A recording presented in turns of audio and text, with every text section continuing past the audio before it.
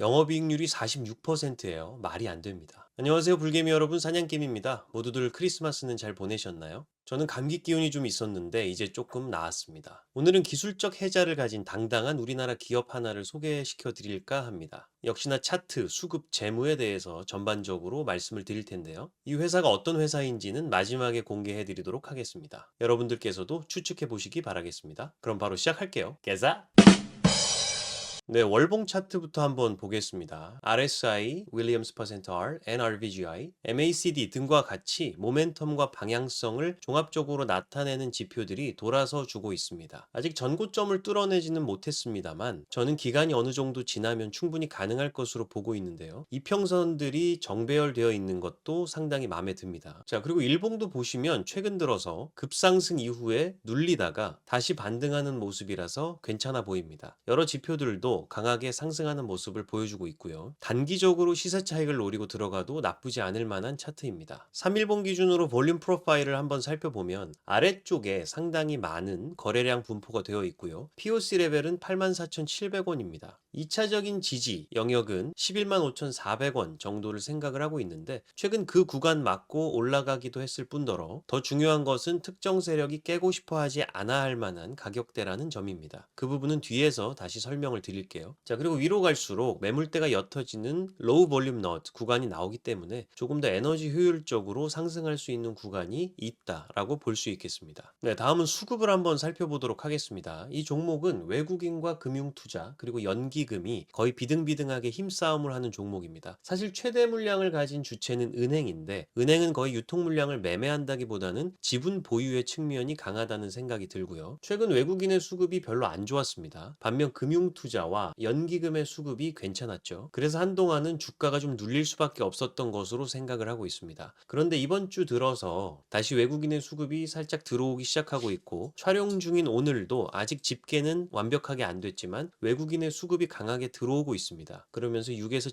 7% 정도 상승 중인 상황이에요. 더 확신을 가지려면 외국인 수급이 최소한 일주일 정도는 확실히 돌아서는 모습을 보고 들어가는 것도 나쁘지는 않습니다. 자, 그리고 제가 위에서 한번 말씀드렸던 중요 지지 가격대인 11만 5,400원은 외국인의 평가 단가이기도 합니다. 차트를 다시 보시면 이 가격대가 참 중요하다는 것을 알 수가 있죠. 세력들도 본인들의 평가 단가 이하로 빼는 것을 원하지 않습니다. 그 이하로 너무 심하게 떨어지면 평가 손실도 커지고 다시 올리기도 힘들어지니까요. 만약 유망한 종목이 세력 평단 이하로 내려갔다면 우리에게는 더 좋은 매집 구간이 될 수 있다는 점 꼭 참고하셨으면 좋겠습니다. 다음은 재무 한번 볼게요. 최근까지도 매출액과 영업이익이 성장세가 어마어마했습니다. 최근 한 분기가 좀 꺾이는 모습인데 저는 26년에 반도체 2차 사이클이 HBM4 등을 통해서 올 수 있다고 보고 있어요. 특히 엔비디아뿐만 아니라 구글의 TPU가 함께 경쟁하는 구도가 만들어질 수 있기 때문에 이러한 업체들한테는 참 유리한 상황이죠. 이 회사가 어떤 회사인지 약간의 힌트가 될까요? 자, 그리고 회사의 현금 흐름이 상당히 좋습니다. 영업활동 현금 흐름이 아주 두드러지는 모습을 볼 수 있고요. 그리고 펀더멘털 쪽으로 보시면 ROE가 최근 분기에 36.8%, 영업이익률이 무려 46%입니다. 말이 안 됩니다. 그만큼 엄청나게 비용 효율적이고 이익이 높은 사업을 하고 있다는 뜻이겠죠. 밸류에이션은 지난 7년 동안 최고점을 놓고 봤을 때 PSR과 PER은 아직 절반 이하 정도에 머물러 있는 밸류에이션 지표 수준이고요. PBR은 살짝 넘어가 있는 상태입니다. 혹시나 불안할 만한 요소가 없는지 한번 보면 일단 부채 비율이 19.4%입니다. 100% 정도만 되어도 부채 비율이 나쁘지 않다고 보는데 19.4%는 상당히 안정적인 재무 상태인 거고요. 금융자산 부채 등도 살펴봐도 유동금융부채가 약간 있을 뿐 나머지는 유동금융자산, 비유동금융자산으로 구성이 돼서 순금융자산이 상당히 많습니다. 효율성 면에서도 보시면 회전일수를 보면 매출채권 회전일수, 재고자산 회전일수, 매입채무 회전일수가 계속해서 감소하고 있습니다. 그만큼 기업의 자산이 빠르게 돈으로 바뀌는지를 나타내는데 현금 흐름이 빨라지고 있다는 뜻이에요. 예를 들어서 외상값을 회수하는 기간이 예전에는 138.8일이나 걸렸는데 이제는 76.9일이면 된다는 것이죠. 실제 돈벌이가 잘 되고 있는 기업이라는 뜻입니다. 쭉 설명을 드린 이 기업은 바로